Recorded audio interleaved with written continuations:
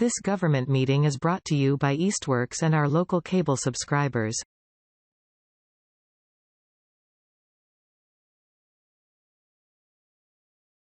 Okay, folks, I welcome you to this monthly meeting of the Council on Aging Board of Directors. I think we do have a quorum. Is he recording? Yes, we are. We're recording, and I guess in terms of attendance, we should say who we are and who's here. So I'm Joe Banus. I'm the chair of the Board of Directors. So, Ruff. Eileen Myers. Tom Brown. Louise, you have to speak. I know, I'm trying to catch up with you. I forgot I didn't have internet here. Just say your name for the roll call. Please say. Yes, you do. Never mind. Kathy Schweitzer. Welcome. Cynthia Terrell, Okay. Director. Cynthia.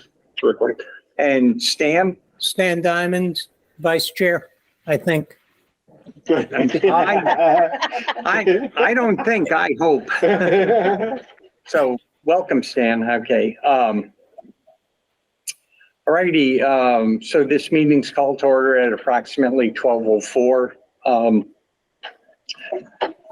The acceptance of the minutes from the prior meeting, if we could, has everyone had a chance to look those over? Make a motion to accept those. I'd like to adjust the minutes. I was not here. It was an excused absence. It was So if it could be marked as I was not here. not present, but excused absence. Yeah. Okay. Other amendments or revisions? I'm sorry, Louise. Was that Eileen? It's been already amended. Oh, okay. When I looked at it, and to me, it looked I the don't know same. what they're. Oh, It's the version Crystal May. before you corrected it, is what I printed. Just trying to get it. Okay, I did not know that. Oh, Crystal, of course.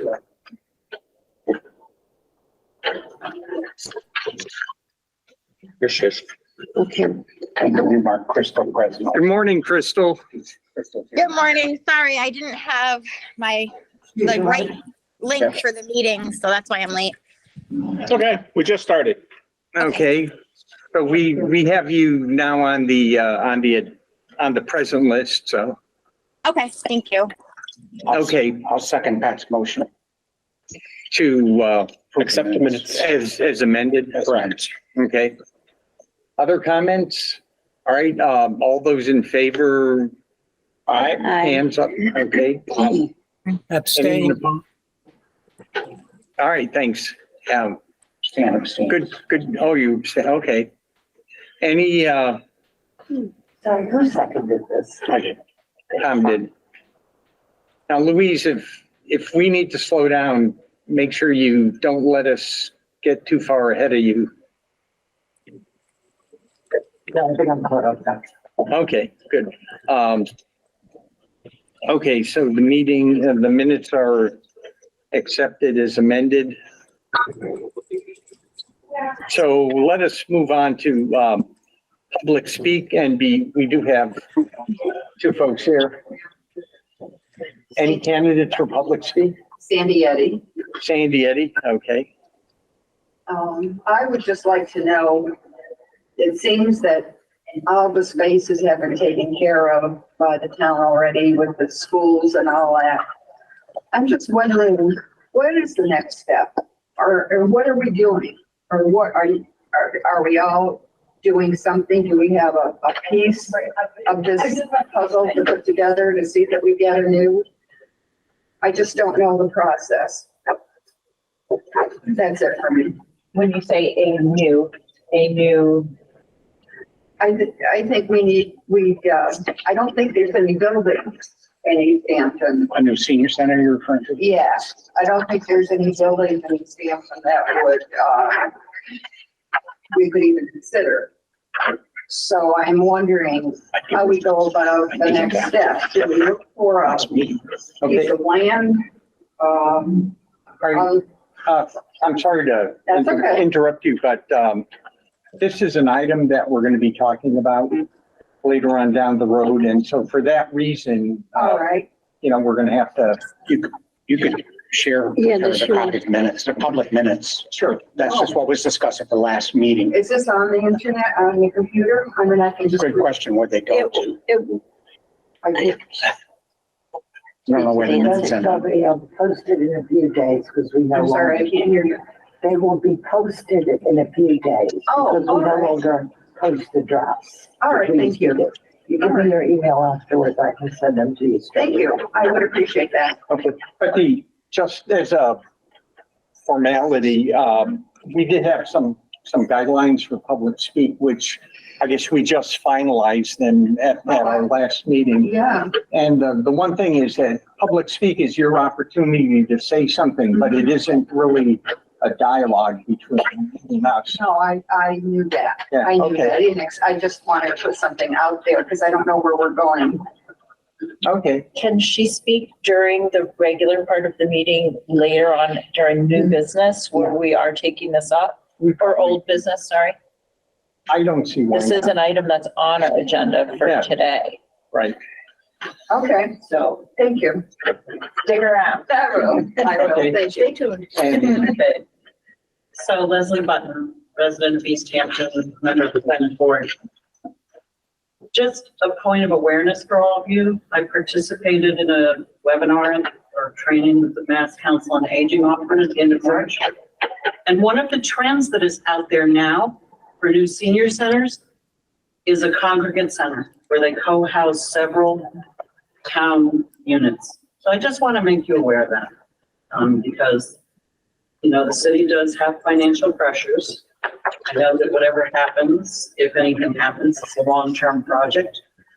But I will say that the impact of the new school on residents' tax bills was substantial. And, that's one of the factors that will go into all this. So thank you. Okay, thank you. Okey doke. So did you have an agenda? Did I have an agenda? Recall giving one. Yeah, they were posted on the website. Oh, yeah, You look. I usually wait for an email. Yeah, I didn't know we had to go out and get it. I thought we were gonna get it in an email. Yeah, We switched from the director creating the agenda with the board chair and emailing it to the board chair creating the agenda and sending it to the city to be posted. What I didn't say to Joe is that he should email it directly, copied to agendas shared Because at. normally we're used to getting an email with the agenda. With the agenda. Yeah, and that's okay. Okay, well, I mean, in the future, Yeah. I can do that too. Sure, we'll follow your lead today. I'm And sure we'll blame it on Cindy. you'll find the agenda to be very familiar. See that? I got it off the city site. Yep. I wrote on mine. If you want me to see if I can get some copies? No, that's okay. Yeah, We just follow it. Louise, the one thing I wanted to point out, which I forgot to do that on the minutes or actually it'll be on for the minutes for the coming, the ones you're going to prepare about this meeting. Chuck gave me a call or he didn't give me a call. He sent me an email and he said that he had some business thing that he was going to try to work around and attend the meeting, but he said in case he could not attend the meeting, he asked about an excused absence, which I granted him. So just put Chuck down, I guess for the time being as, absent, but excused absence. At some point, somebody has to explain to me what these excused absences are, because I've never seen them at any other committee. The excused absences are people who call beforehand and say, I can't attend the meeting, or because we do have a number of people who work and people with other family obligations or something. And so if somebody can attend, it's, you know, we ask that they just call and give us a heads up that that's what's happening, Tom. They still have the guidelines about missing meetings, but we have a history of some committee members in the past just going dark on us. We never hear from them. They never communicate with us. And that's, to me, is much worse than someone calling in saying, or I'm sick, whatever. So that's the only reason we define it as excused. We want the board to know we heard from them. They're still alive and well, and the chances are they'll be at subsequent meetings. Okay. But it doesn't have a formal, I mean, the citywide has this. Oh, absolutely not. We make up our rules as we go along. Yeah. You know, the shoes, if the shoe fits. Yeah. Yes, Eileen. I actually have a question about that. And I can't remember maybe I could find it in here, in our bylaws. Mhm. Do we have, like a number of meetings, unexcused absences? Or am I just thinking back to my work days? No, I Years think, ago? I think you're Okay. thinking. So there is a correctly. number there of how many, 3? Ooh, Might be 3 Okay. consecutive. I think it's 3 consecutive. Three consecutive, yeah. Unexcused. Like you didn't tell anybody, you just disappeared. Yeah, because we had situations where certain people, you wouldn't hear from them in, 4, 5, 6 months and. okay. We want to hear from you. It's still alive. All right, so we're good. Yes. Yeah. Okay. Okay, and Leslie, you had She spoke. did the public speak? Okay.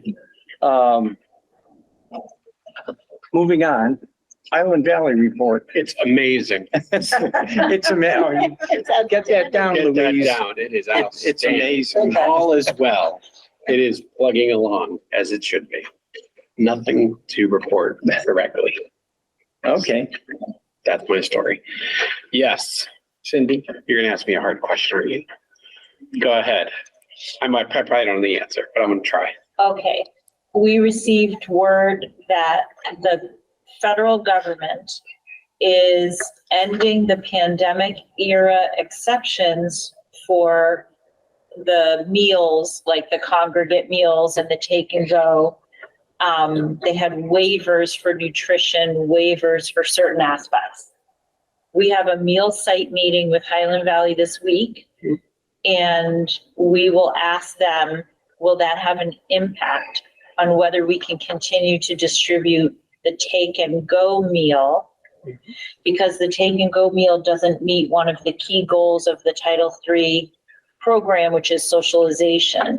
So if we are told that you can continue take and go, but you also must do congregate, or if we are told take and go will end completely, we would have the option of having those boxed lunches indoors, but we would need to plan for that because our spaces are well used at lunchtime.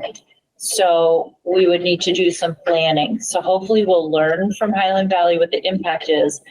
But the federal government wanted to make the councils on aging as the sites aware that things would be changing. Okay. Things including like if you didn't have enough whole grains or calcium in your meal, now that waiver will end. Yep. And that sort of thing. Okay.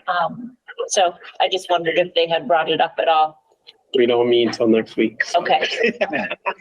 So next week, yeah. Pandemic rules, I mean, when they declare it over, it's over, and any exception is bad. Is it, as I understand it. If you may or what, maybe something. Sorry, we don't meet for 2 weeks. Sorry. 2 weeks. Yeah. Okay. Sorry? No, I was just saying our meeting is not until another 2 weeks from now. So I haven't heard anything specifically about that. But I am on the Title III committee. So, I'll be right back. but we're in the process. It's all in the starting phase of all of that right now. So I'm Okay. Yeah.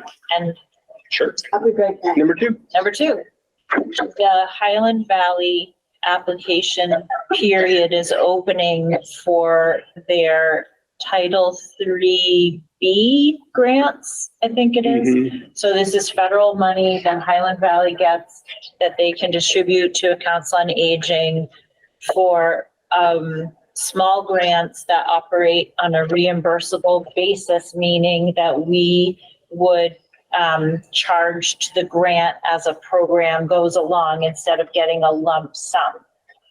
Because the amount is small and there are numerous requirements and it's reimbursable, the only program I could think of to fund with that money would be something like mileage to pay volunteers for driving to grocery shopping and medical appointments.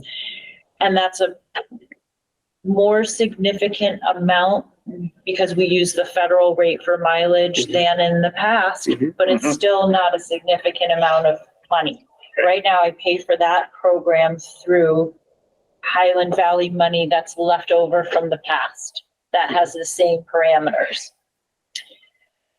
I'm thinking that given that we received less than $1,500 for 2 years last time, it's not worth us applying for it this time because it's a lot of work relative to how much money you get. And as it turned out, I couldn't even spend all of that money because I didn't have enough, especially with the pandemic, reimbursable expenses. I proposed to Highland Valley some what we thought were very good ideas to fund that the grant committee did not accept. That included that we would purchase fruit shares to expand the CISA, Community Involved in Sustaining Agriculture Fruit Share Program, that we would buy additional fruit shares covered by Highland Valley so that additional seniors could have fresh fruit and produce from Park Hill or was rejected as going against the parameters of what we had originally applied for, which was helping people with grocery shopping. Now that it's a new grant year, I had thought about applying for that, but based on how roundly it was rejected, it seemed as though it wouldn't be appreciated as a goal this time. I also asked, could Highland Valley use any of its funds to help us purchase a vehicle, maybe a used car that senior tax work-off could drive people to medical appointments in, so we don't have to use our big vehicles for them. But because it's reimbursable, that wouldn't work. So I'm really having trouble figuring out what to do with this kind offer of a grant application, and I'm thinking we just shouldn't apply. So that's where that is, unless anybody wants to get back to me with some thoughts about it, or if after you meet with them, you get any sense of what are additional options that make sense for Easthampton. Okay. It reminds me, I think I asked 2 meetings ago, I'm not sure, what our rejection rate of requests for medical and other transportation is now. That's a separate agenda item. Yeah, can we defer that? Is it on the agenda? It's going to be under the director's report. Oh, okay. So if we can defer it to that. Excellent. Any other Highland Valley stuff we're good? Okay, thanks, Pat. Thank Okay, you. item 5, director's report. Inform and update. Okay, why don't I start with transportation? No, I forgot to look up the numbers. And in fact, I couldn't even find the sheet when I went to look for it on the reception desk because it's just a paper sheet. But I know that it's under, I'm pretty sure it's under like well under 10 a month are being rejected. And I'm talking about rejected from any ride, not just the paid transportation. So we typically can place them with a volunteer. We have more volunteer drivers now. So yeah, but we still need volunteer drivers, especially for Mondays and Fridays, because most of them only work Tuesday through Thursday. Okay. Councils on Aging typically have policies and procedures for use of their senior center. And our current policies and procedures, which I inherited and just tightened up slightly, are posted on our website. Both our general policy and our COVID era precautions. I think that we should take a look at them, and I want to propose that we don't have to discuss it in my report, but we could put it as new business on the next meeting, that I've been gathering policies from other centers, plus I have ours, and I think we should have a small task group that looks at these with me, looks at the other policies. And so I'm just proposing that at some point we address that. I could do it by myself, but I like to have advice and wisdom from people. So I'd like to do that at some point. For example, we have a policy on inappropriate behavior, and I don't, think it really covers. So for example, threatening or intimidating behavior or language, verbal abuse, offensive and or rude behavior or language, shouting or loud discourse. This doesn't really cover what happens if somebody comes in very, very upset and how that should be handled.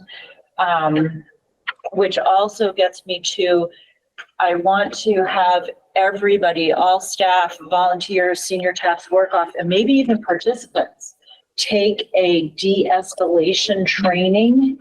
And I think it would be valuable for participants too. Everybody gets into conflicts.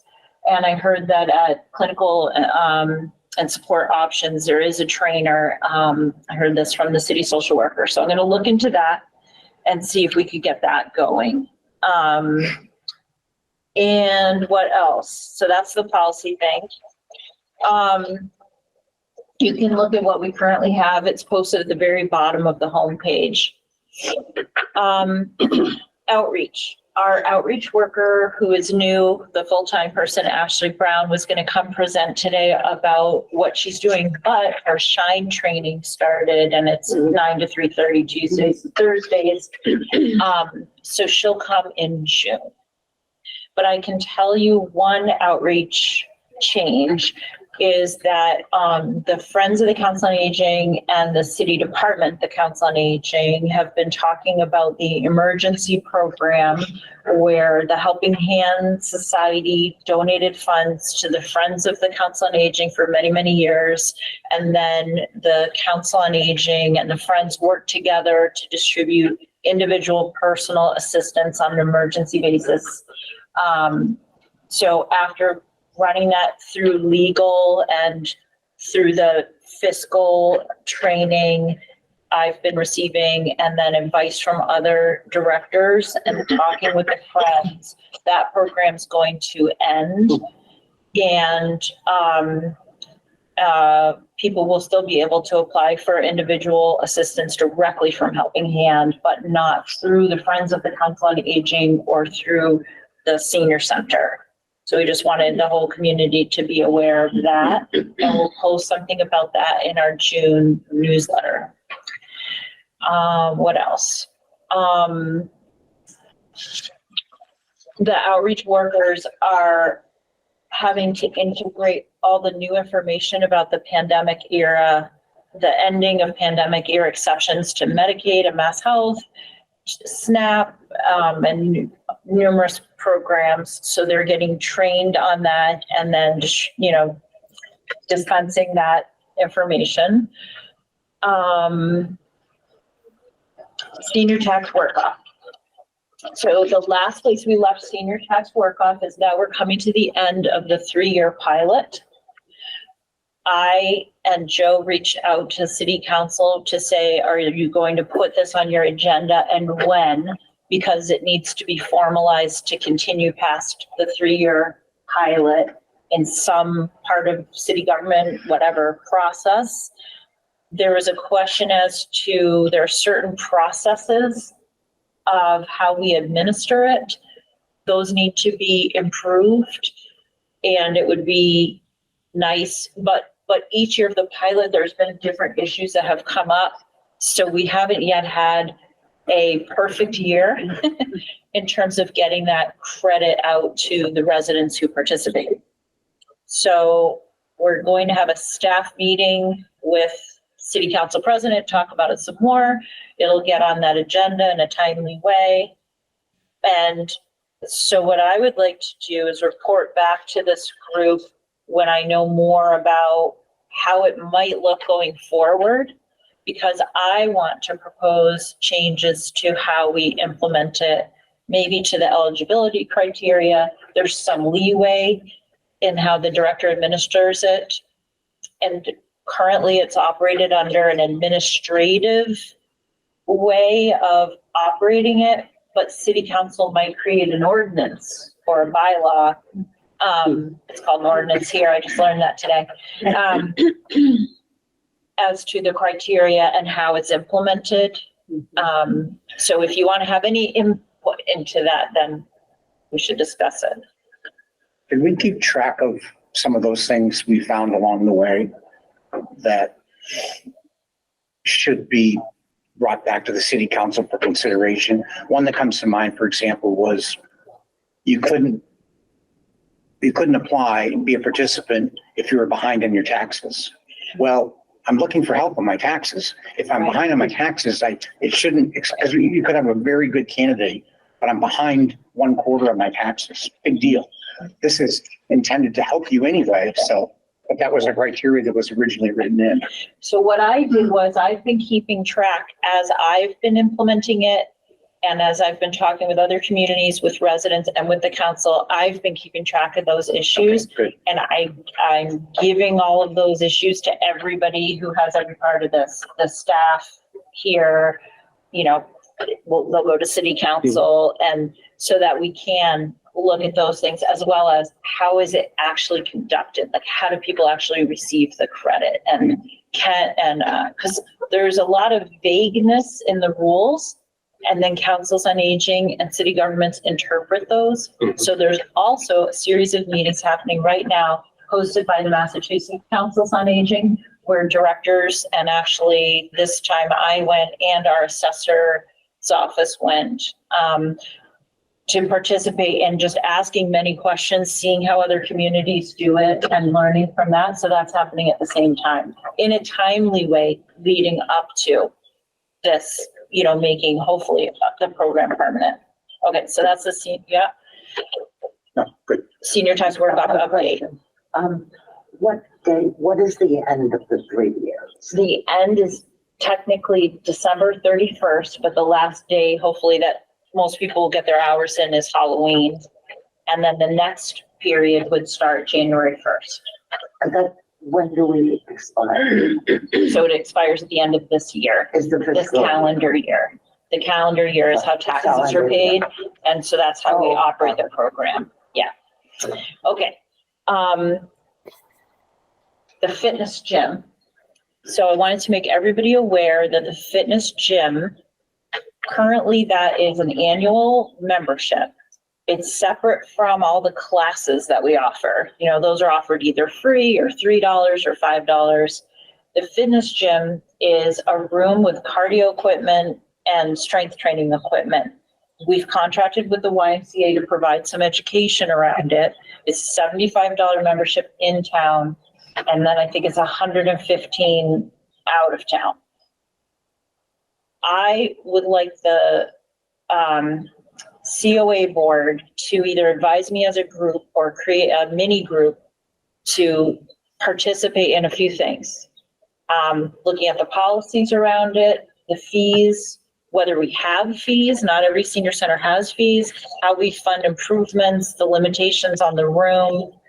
And we're also having a membership meeting on May 11th from 9:30 to 10:30 a.m. at the center for either people who are currently members or looking into becoming members, where we're going to talk about what are the limitations of the space that we have? What are we trying to do with it? How could we better use it before we invest any more money into it? The money for the equipment is not covered by city appropriations, and neither is the programming around it. So all that has to come from right now comes from the fitness account, which is where whenever anybody pays for a program other than transportation, that goes in that account. We also have our state Executive Office of Elder Affairs formula grant funds, but we don't typically spend them on that room. Doesn't mean we can't. I would have to look into that though.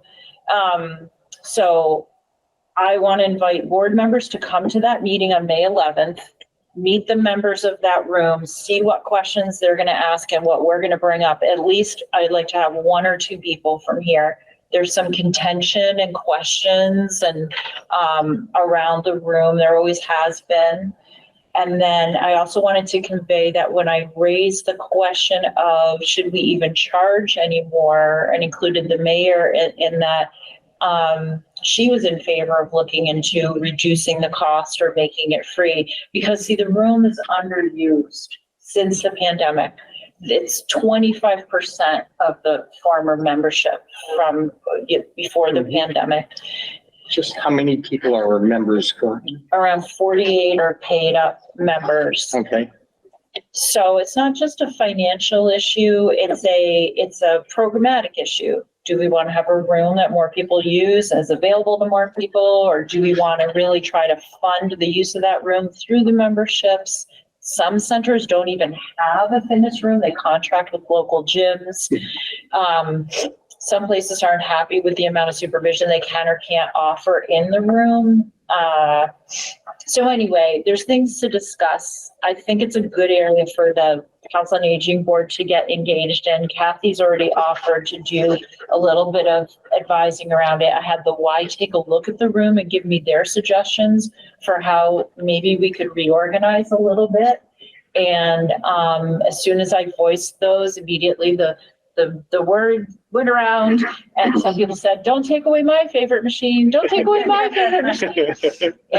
So, which I understand. Do we have TVs in there? There's a TV in there. There is. I'm available that day on the 11th. Wonderful. At least to come and take the pulse. Sure. You know. No, I'll buy.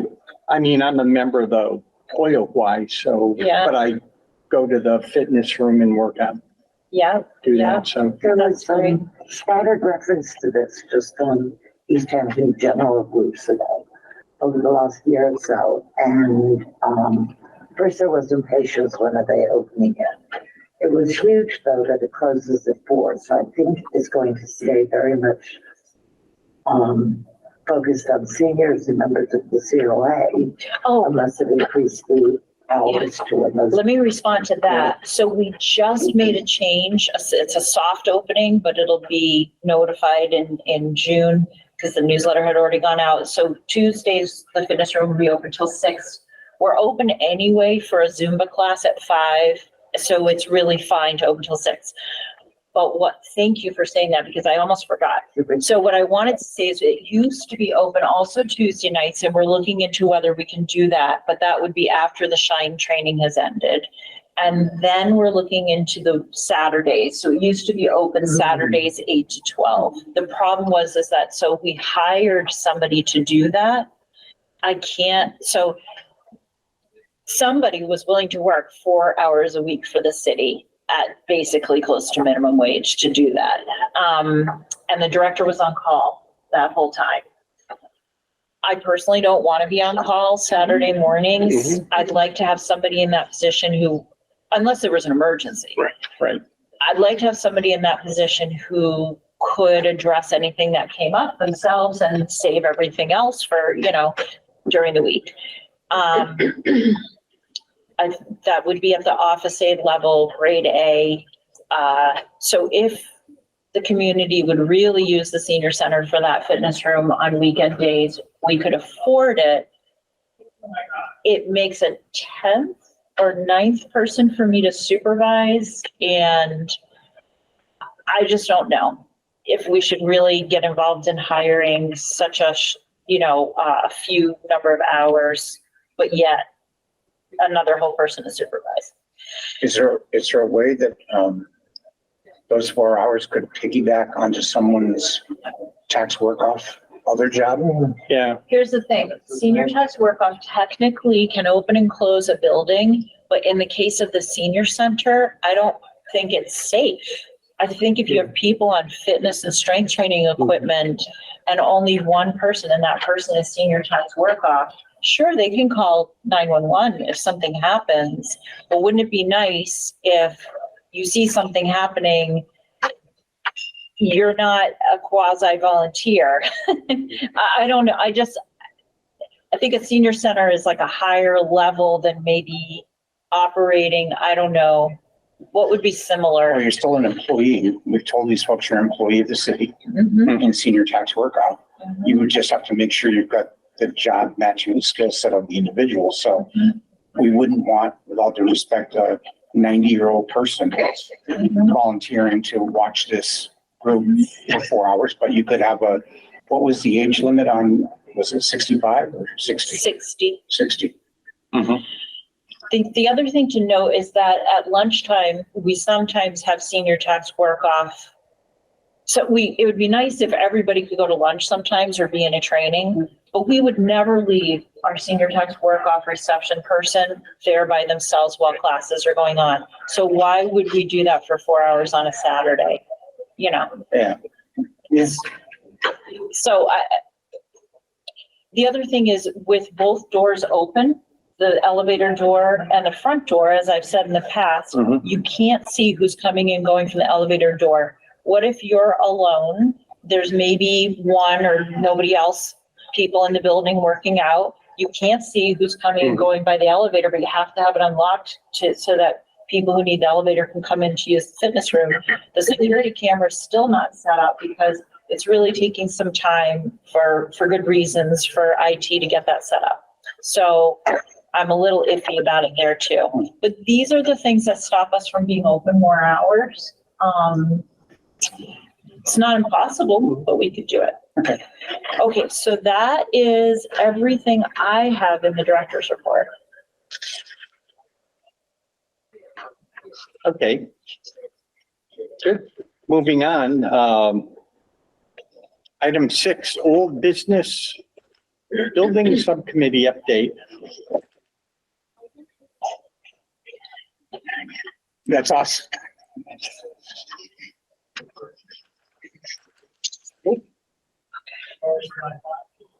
So, well, I can help. So the last time, the building subcommittee met not too long ago.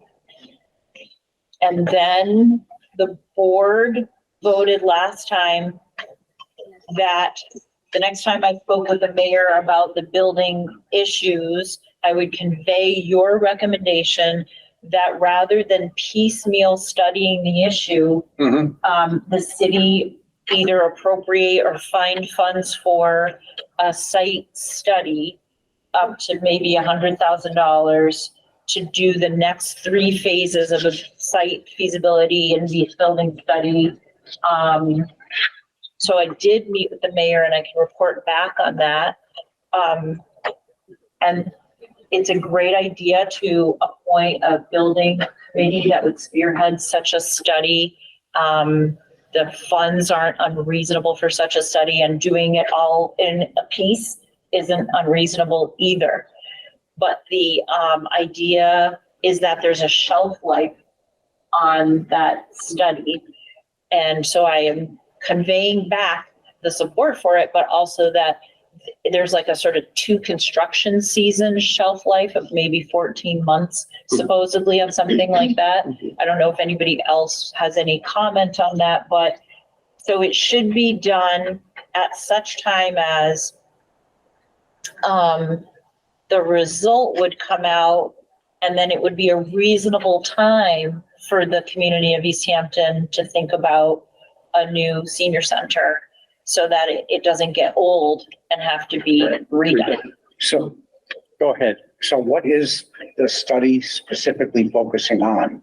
So that study would be, this board recommended that there would be that public phase of public comment around what the building program should be, like what kind of building for what kinds of programs and services, and what kind of site and where it should be, and how to meet the needs of seniors today through a council on aging and a building.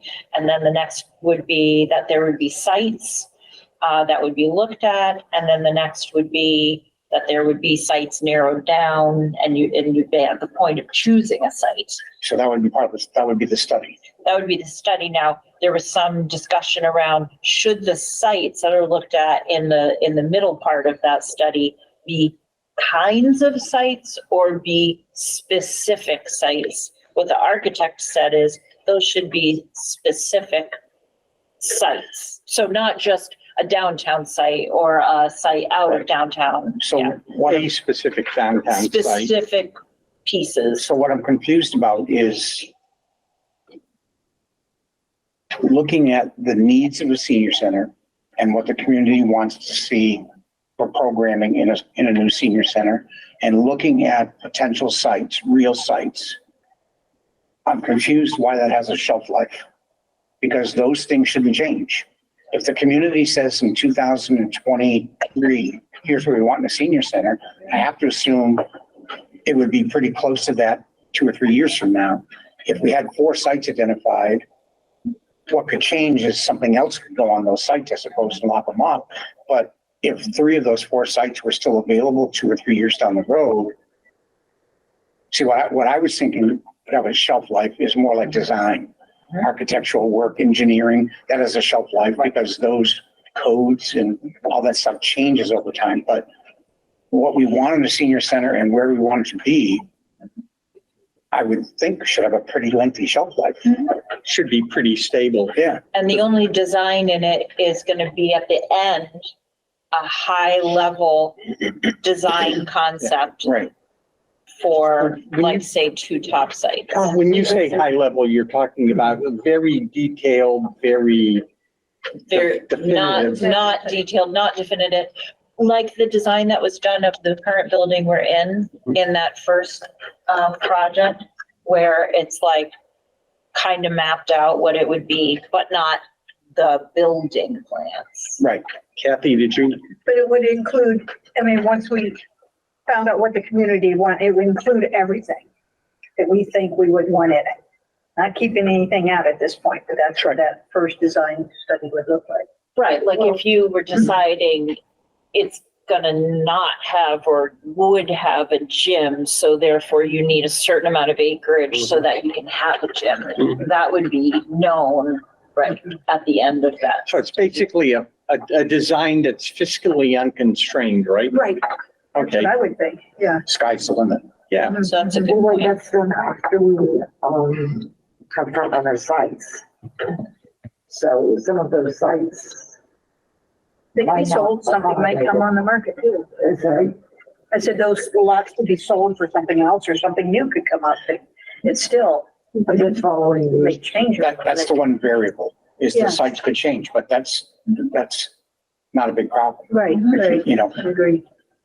So the idea is that this board can write a letter that expresses its desire for a building committee to form, a study to be conducted, what the timeline typically is in these projects, from what Joe's careful notes of, interviewing directors, from all this exploration that's already been done of other sites.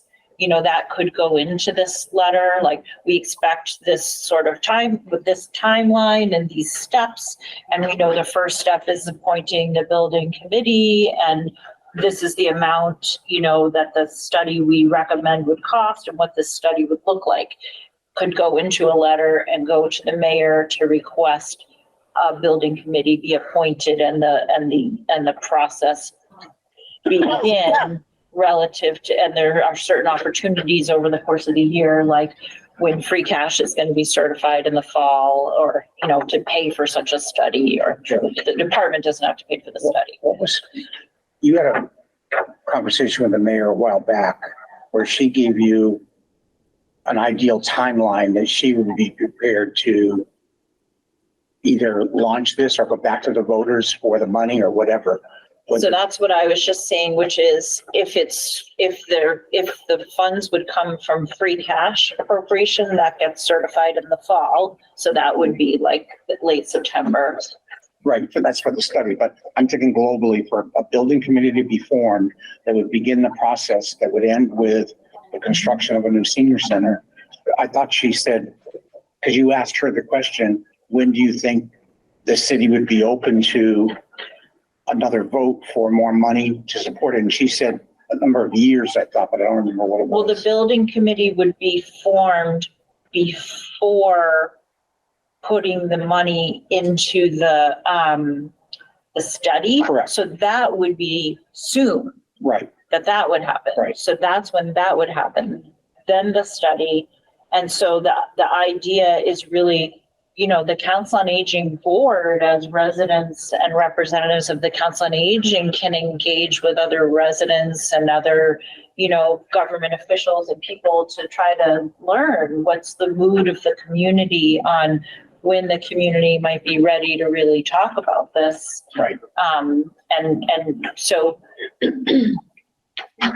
right. yeah. And she would appoint that committee, and it might include 2 or 3 people from this board, obviously Cindy, and then, and Pat, I'm modeling it a lot like after the school building committee. Yeah. It doesn't have to be 15 like that committee Right. was, but it could be, you know, 9 is a nice round number. Right. And so it's 3 people from this group, let's say Cindy, and then the mayor chooses individuals from the community, whether they're in the construction business or whatever. What about Friends Committee included? Yeah, somebody in the user community, right? So, but it's, Right. Yeah. Okay. Not just community, but friends of, you know, the Friends group. yeah, I mean, there are different constituencies that have a piece of this, so we Yeah, want to make sure that all the different groups are represented. Right. okay. It was, did you want clarification? I couldn't hear you. Okay. I said, what about including individuals from the Friends of the Council on Aging? Oh, On that committee, yeah. Yeah, One other question I had, because when we might run into possible sites, as I shared with you once before, did we ever get from the visits we did the acreage because I would hate to go digging on a 2-acre site and find out we need 4 acres. Right. Or do we know from talking to Ludlow or Long Meadow or Hadley what the acreage was, you know, building, The physical acreage. building including I parking? recall there were, I think it might have been Wilbraham, which was the one that's just starting to get cranked up. Right. That they did have, they gave us a couple of reports. Yeah. And I remember taking notes too, that other people mentioned acreage. I might have it written down too. I'll go back and look. So at the it's like, notes. how much physical acreage? Right, right. Because we could look at a great site and it's only 2 acres and we find out we need 4. And I think Crystal offered after our last building subcommittee meeting to take a look at, I think, the Ludlow parking lot to see what does it look like when it's full, you know, at lunchtime, maybe, how many cars? Cause when we were there, it was a huge parking lot and it was quite full. Trying to remember, sorry, I didn't bring my notes from that meeting. 75 comes to mind. 75 what? Parking spaces. Vehicles, yeah, Yeah. 75 parking spaces. But but they do have 400 people in and out on a busy day and like 170 or 130 people for lunch. Obviously some could ride together, but anyway, so we can find out I'll go about back the to my notes. It's acreage. probably written in my notes. Right. Okay. Yep. And also discussed was that perhaps a reasonable site acquisition cost could be maybe $1 million. If you're talking a $15 million, $20 million project by the time you get around to it, that's not a huge amount for site acquisition. Some communities are spending more like 2 million to acquire and ready a site. Mhm. So 1 million might not be enough, but just to kind of give the community an idea, you know, but we're talking, you know, there's a lot to look at. There's a lot of factors that go into where would it be. And if I could just go back to a comment that Sandy raised earlier, we're not concerned about, the former bank building being used and the former schools being used, because we are still focusing on new construction. So if these buildings get used up, that's wonderful. That's wonderful. That's good, yes. Because somebody's not pressuring us to go into an old school or an old bank or whatever. We still have high hopes for new construction. Yeah, that's, just to add to that, it's almost like there were different people out there who have a warm spot in their heart for some old building, and they see us as a means of them saving their old building. And it's, I think we can fairly say, looking at the old post office, that, it was fine for maybe a while with a very limited set of activities, but when we're trying to meet the needs of the senior community going forward in the next 5, 10, 15, 20 years, that, these old buildings ain't going to do it. Right. And the other point, Joe, about multiple departments, again, it might be constrained because of space, but I know the mayor's been an advocate of trying to find a combined home for Council on Aging and the community center, because they're in need of a new location / building. Don't know if that'll work because of space constraints, but if we found the perfect site that was big enough, there could be 2 operations under one roof, so to speak, that complement each other. Yeah, or consider sort of like Hadley, where they have, that's not under one roof. It's like One campus. one big campus, where you've got the Council on Aging here, and then you've got the library. Right. And they seem to share the parking lot. But even in Long Meadow, didn't they call it something else? Didn't they have a community something on, it wasn't just senior Yeah, center? Long Meadow, because it was a community center. And I remember the director there made the comment that if he had to do it all over again, he'd just have it to be a senior center.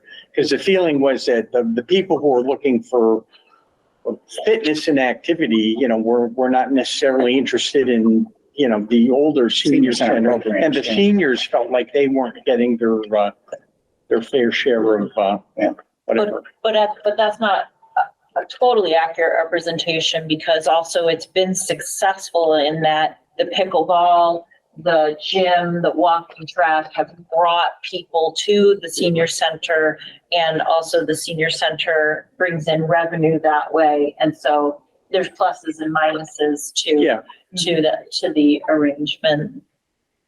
Yep. Yeah, so if you have to go in that direction, then, if that's a requirement, then you make the best of it. Yeah, those 4 or so indoor pickleball courts were full the day we were there. And to me, that's your feeder for your future seniors. For the future seniors. Does anybody have any questions about writing, the council writing a letter to the mayor about requesting a building committee be formed? No questions. My experience is we usually say to the chair or the director, write the letter and we'll sign it. Because I'm not 100% sure any of us sitting around the table know everything you need to have in that letter. So I think there's going to be multiple drafts of this thing. Right. If somebody wants we can do this, I'll sit down and try a first draft, and, there's going to be a lot of back and forth, especially at the beginning, to make sure that we'll throw it around to the subcommittee and then we can bring it back to the full committee. Sure. Do we have any deadline on this? Not really. No. Looking realistically, I don't remember, but city council, what their schedule is, do they meet over the summer if we're working towards the autumn? One idea would be that the letter would be ready before the first October or last September city council meeting. Can I ask another question? Sure. I'm just curious to know, I've lived in Easthampton all my life too, and I'm just curious to know, where are these parcels of land in Easthampton that could do us, that we could even think about? everything is pretty well picked over. Where are these parcels? So One of the, the short answer is nowhere. Like, the Really? short answer is, I don't think, the longer answer is I have been, writing notes. I can think of 3 properties that are probably 2 acres that are not for sale. Well, at least I don't think they're for sale right now, but they could potentially be a location. That doesn't mean that and the city doesn't own any of these properties. Oh. So if you're asking, does the city own any pieces of parcels? Not that I'm aware of, but can I think of like 2 locations right over between Cottage and, between Union and Pleasant Street? I could think of 2 locations right there Okay. that I think could potentially be a spot. And the way I've been looking at it, those, and the reason I say those, I'm not going to say them right here out loud in this meeting, but I'm just thinking about the city is in the process of redoing Main Street. So there's some projects that are going on with that Main Street, the Rotary, that whole section from Union Street to the Florence Bank going down the hill. That could change some dynamics of how that operates in some located properties that are there. So the short answer is, who knows? No. And just to add to that, don't restrict your thinking by Correct. the fact that there's a building sitting on it. Right. Right. That building could come down and be the ideal spot. Right. And then also, we've been talking about maybe the senior center is not located on Cottage or Right. Union or Main. Right. Maybe it's on Route 10, or Yep. maybe it's somewhere else. Exactly. Easthampton is developing and Yeah. developing, and there's other principles of locating a senior center, like locate it near senior housing. Right. Locate it near businesses Mhm. seniors go where do the to, seniors live? where the seniors live. And then if Right. it's a little bit more regional, so which we have people coming from other towns, that can impact it as well. And those are the things that would come out in that forum where you invite people to come and every idea goes up on a whiteboard. On a whiteboard, yeah. You're sticking them all around the room and no such thing as a bad idea, throw it out. And, Yeah, brainstorming session. yeah, we want to build it on the side of Mount Tom. Okay, put it down. Right. No, it's true. Because, Yeah.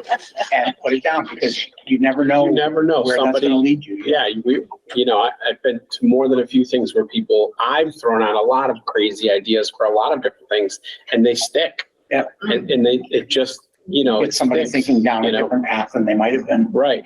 I'm like, no one's going to believe, this should be the name of this. At that Mountain View School, perfect example. I know that's a silly little thing, but we were going through that whole process and it came to me one day. I was like, oh, I like that. And it stuck. Now it's called that. So, and, They really call you it really, Mountain View School. yeah, well, but again, I think to your point, there are, where we have our focus, but it's always interesting to hear your from outside. That's going to give us the idea. You need a meeting, the room. Probably. Are we over? Yeah, we're It's 1:00 right now. Just So, all right, why don't we, 2 minutes, we'll be out of here. 2 minutes. And I 2 was minutes. very quickly, accessibility and transportation for this, and you go on the weekend, you're cutting out seniors, I know, for half a year. Yeah. It might be worth doing, but Right, but that's just, it's called brainstorming. Yeah. And the same thing happens with the programming. Don't you want people to throw out ideas about, we want a pickleball court. Okay, throw it out. Sure. Yeah, everything has to go. Doesn't mean it's going to be incorporated in the Right. final thing, but throw them out. Yeah. And the other thing real quick about the convenience of a downtown senior center. I'd be curious how many people actually walk to our senior center. Right. As opposed to drive to it. Because there was a big argument about where the school is going to be located and losing our neighborhood schools. Until we found out 75% of the students were bused into these neighborhood schools. They didn't walk to school. Right. So, Okay, folks, thank you very much for motion your to adjourn. Motion. Motion to adjourn. Kathy second. Kathy seconds. Tom, Kathy. All in favor? All in favor? Aye. Thank you, Sam. Thanks, Thank you. guys. Sam? Okay. This government meeting is brought to you by Eastworks and our local cable subscribers.